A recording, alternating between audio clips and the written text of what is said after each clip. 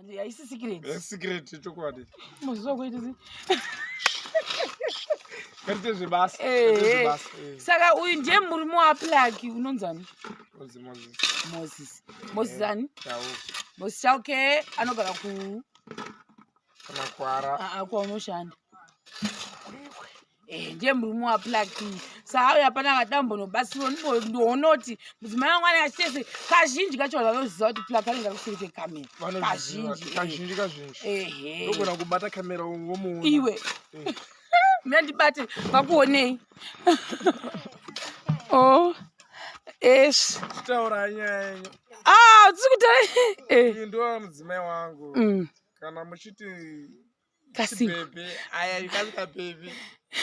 Atone mwana we.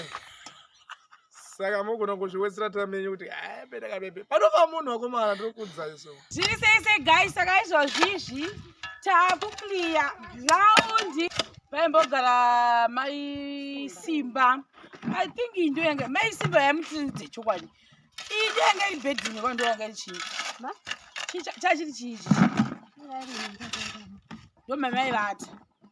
Chichi kata kuti mubve umu, muchizonovata umu.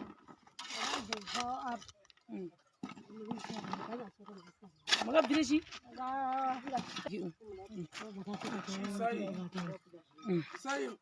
Yakadonha ndobva mazonovata umu. Makabidire umu. Oh, ndomenzi makashayikira murume uyu. Pamachika pamandobudemo. Makatya nekuti mamafira mumu. Saka mama akuti handichadi kuvata umu makashayikira umu. Alright, saka guys zviripo ndezvekuti umu muflat iyi ndo makashayikira murume waMaiSimba. Asi tichiripo maikira ndi munatsoziva history pamba panapa. Manzwira ndaita mozonditsigira kana ndatadza ndaresha monduga ndaresha. Manzwira ndakaita maBrenda vaiti ava vaMaiSimba vaimbogara kumatongo. I'm not so sure kuti takambozvimenshera here. Vaigara kumatongo kare pari papari padhuze neRwizi. Zvoita kuti muRwizi rukazara ndo vaikwanisa kutanga kuaffectwa nekuzara kweRwizi kureva kuti mafloods. So tobva ipapo ndobva munhu wepano anga akavaka apa. Uku kutaura kuti ndikuinterpreta zvandakambowana maBrenda ava vari apa ndosaka ndazvitaura. Imba iyi havasi MaiSimba vakaivakisa. Kitchen iyo futi iyo havasi MaiSimba vakaivakisa. Zvamunoona apo chiraundi icho chiri apo pamatongo apa havasi MaiSimba vakavakisa. Then koti apo pane zvitinha ukoko kumashure kwebhara havasi futi MaiSimba vakavakisa. Saka ndomwana sabhuku vakazogara pasi vakataura kuti aiwa munhu kwaari uku hakusi safe. Tege timise pari pamatongo nekuti munhu panapa wakanga aenda kwemakore nemakore ndomwangaoneka. Ndosaka ndati ndikuinterpreta kana kuti ndikuturikira zvandakahwa ndichiudzwa nani namaBrenda. Ndizvo here kana ndaresha. Then ndokuchibva wangouya pane dzimba dzakavakwa kare.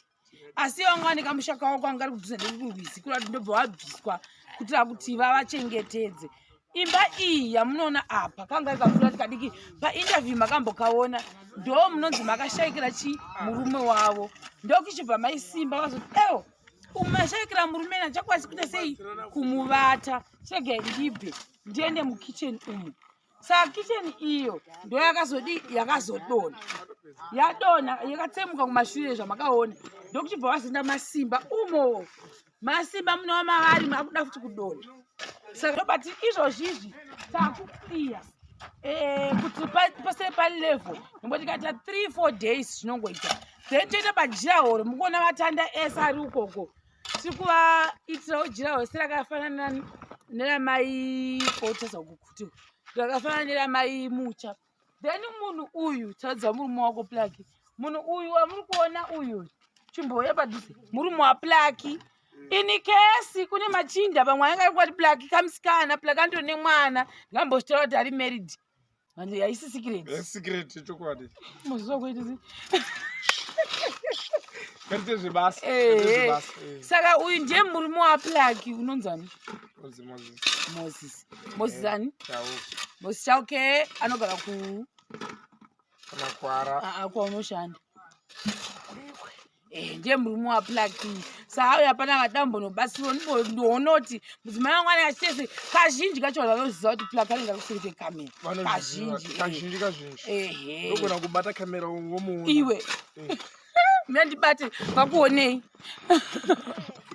oh es taura nyaya tiri kutaura ndo mudzimai wangu kana muchiti bebe aya ikasika bebe atova nemwana we saka mugona kuzviwedzera tamenyu kuti bedaka bebe panova munhu wakomana ndiri kudza iso clear ivhu redu by the way akauya ndokunga kuzona mudzimai wake obviously hazvingabvunzwa kuti ari kuitei kuno vakaroora navatori nemwana vese vachishitaura kuti Placky ane mwana ane 2 to 3 years anotonzimai naye saka apapa izvozvi tiri kutora pese ticlear paya taclear tikunovhara uko kuseri uko kuseri uko torai mabhaketi musinga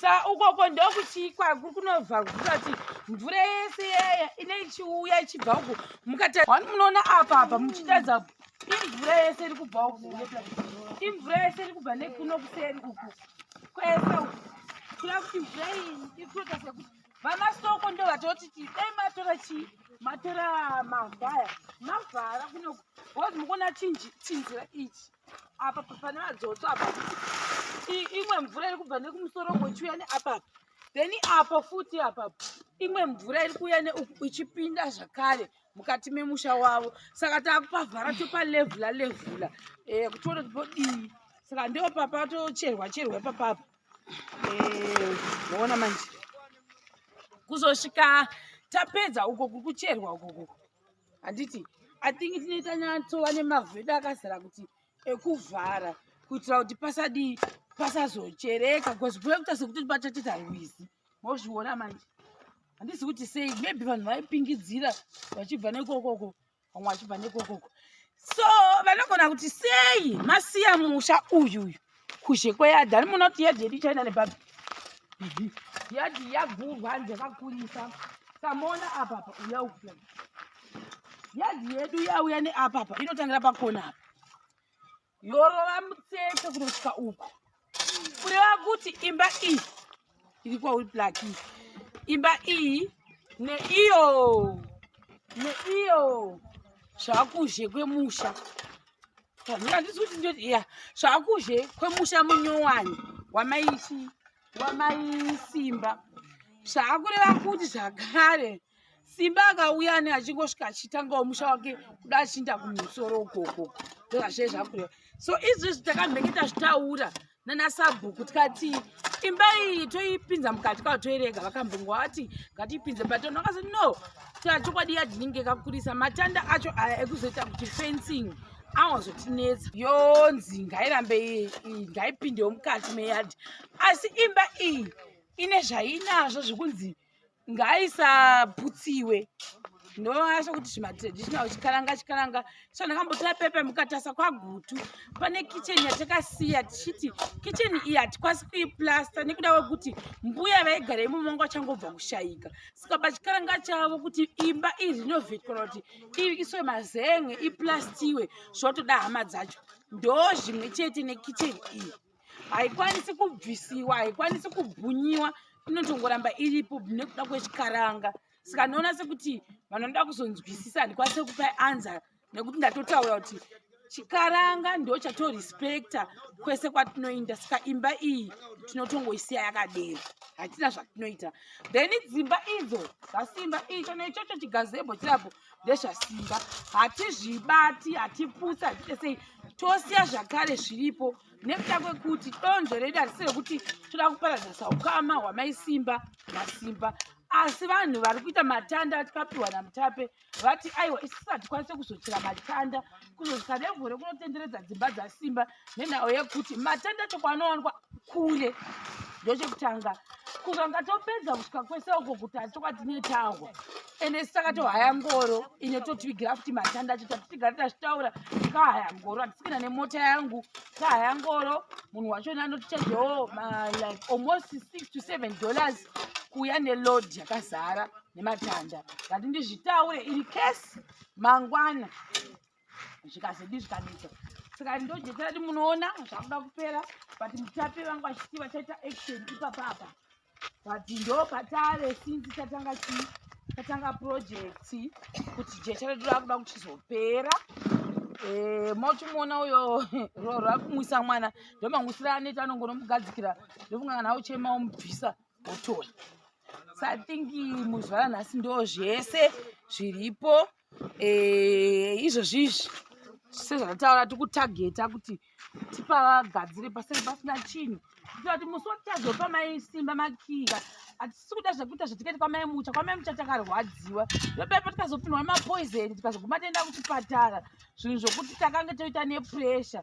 sai tikuti tikati itei tozorora kuitira kuti tifambirane nepesi iri kufamba nemabhiridha because apa pamwe vati vakatopedza apapa mai manje anonga vakuplasta vakapedza kitchen vakapedza toilet vakutomba kupinda pakitchen isu tikufambawo nepesi yedu sa next isusu padzimai tikudhira nepanapa chazodhira futi nekutsvaira ruvazhe rwose because apa ana MaiSimba vanenge vachitasira vachisakurawo madzimai chimboya achitota asati tangahopisa mamwe mazisanzi edu kubvisa marara saka tichipo basa riripo haisi nyore inde mubve maziva kuti misana yevamwe totikati iteite musana kutogwadza iteite musana kugwadza tichiita mbichana zvotiitira kuti basa redu ringe rinyore saka thank you very much nekusapota ndevele mbuya ndevele chimbotaura iwo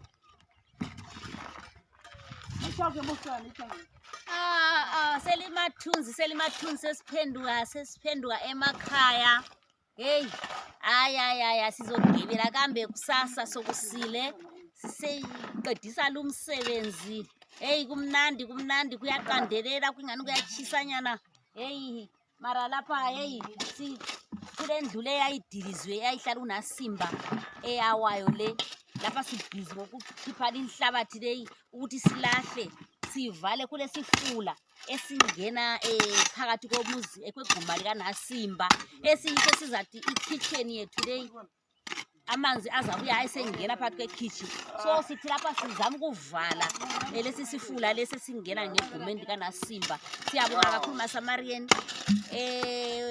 ngokusisapota lisenzela yonke ikhetesi siyabonga kakhulu ngoba lapha itoilet yethu nansiyani siphakamile isidlule ku-window level sifakwe islabhu ngelanga lanamhlanje hayi kumnandi MaiSimba kumnandi losisishero silaye lapha laye ubhizi ukhuthele and intombi ukhuthele lo elasithanda kwakhe ukuthi asitshengisele asifundise ukubana nxa semsebenzini kumele senze nje sibe active sithole amandla ukuthi sincede unaSimba hayi siyabonga MaiSimba siyabonga kakhulu ngokusisapota hayi into zonke siyazibona MaiSimba yeyi inhliziyo zenu kazibende lapha lalaphaya lingenzeli thina sodwa lenzele zonke indawo abantu bonke abadubekayo unkosi libusise lingazahlala duzane leziko lingasitshela siswela abantu abazanceda abadubekayo leziphofu lezilima MaiSimba siyabonga kakhulu umsebenzi esiwenza namhlanje umnandi sifike sakhani siyanceda igumaleli khathesi selimathunzi sesithi ayise okungani kuyabandanyana asisaginqi sesisebenza lo msebenzi ngokuthi asiginqi emini nje sibona ukuthi hayi singaginqa ilanga liyatshisa khathesi nje hayi sibhizi lapha siyasebenza kamnandi asokuginqa hayi sisebenza kamnandi kungaginqisiyo sihamba polepole kancane ukuhamba konwabo siyabonga MaiSimba asibonaneni njalo kusasa selimathunzi sesiphindela emakhaya siyabonga MaiSimba ilesiyondeka kulaha endela ibhizi nakutira ayindlole muyivona kule ayama MaiSimba naninowabona but kamanga lova ulovele lo mphakathi lo bavela varhura vayetela saka sweswi hi la ku suselela chaka hinkwayo hi nga laha ivhala xikovana lexi nga lahaya ku MaiSimba va tshamaka kahle sa MaiSimba munhu loyi a hluphekaka ende la vana vanhanyana vambirhi ka vanhanyana vambirhi mun'wana a nga voni laha u ne xin'wanana a nga xi bebula saka mun'wana wa kona futhi a nga vulavuli na hina a nga kwanisa a nga endli saka swi vona nga laha ga hombe ngopfu ende masamarian mi endlile ntirho hi ku va pfuna mhana Simba a va ta kwihi kusami masin'wini a ku yeki va ta fambisa kwihi ende a wu swi vona dzinga laha ga siririsa mati va ku siririsa ku na wusiwana gi nga hafu ku na wusiwana gi nga leha ega mhana wa Simba gi nyanyile nga ku n'wana wa kona mun'wanyana a nga voni laha u bebulile xin'wanana mhana Simba hi va vona xin'wana na xexo loko va wu tliliniki hi vona va fambaka na xona futhi hi vona va tirhaka mutini va ni woxe mhana Simba byi va nyanyile ni khensa ngopfu masamarian mu nga va pfuna leswi mi va yakele yindlu toilet sweswi mi lava ku va yakela rhawundi ku va pfuna ku va tshamaka kahle na n'wana loyi a kalaka a nga yini a nga voni